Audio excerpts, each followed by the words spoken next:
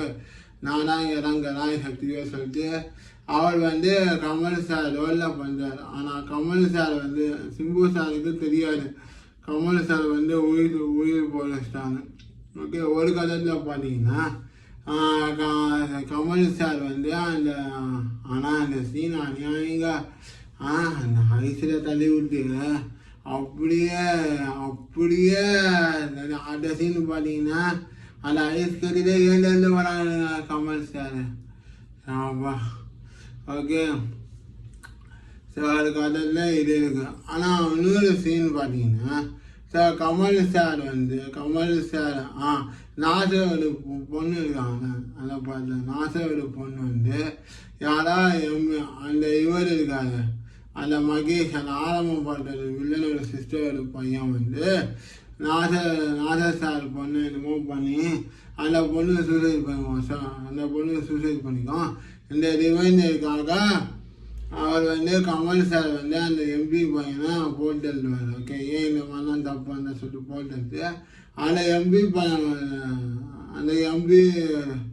MP தங்கச்சி இன்னொரு பையன் வந்து ரிவெஞ்ச் எடுப்பான் செகண்ட் ஹாஃப்.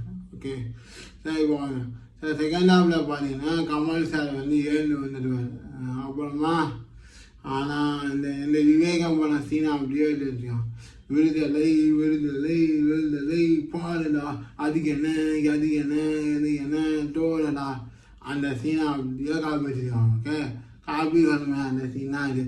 ஓகே. ஒரு கதையில் பார்த்தீங்கன்னா ஒரு புட்டா அதில் வந்து ஒரு ஏதாவது ஆன்மீகத்தில் போயிட்டு அங்கே போய் இந்த வர்ம கலையெல்லாம் கற்றுட்டு 2 வருஷம் கழிச்சு இந்த யாரெல்லாம் அவரை இதை கொலை பண்ணாங்களோ அவங்கெல்லாம் பழி வாங்குவாங்க. ஓகே. ஸோ இதில் பார்த்தீங்கன்னா வந்தாலே இந்த விஷயம் வந்து சிம்புக்கு தெரியும். ஓகே.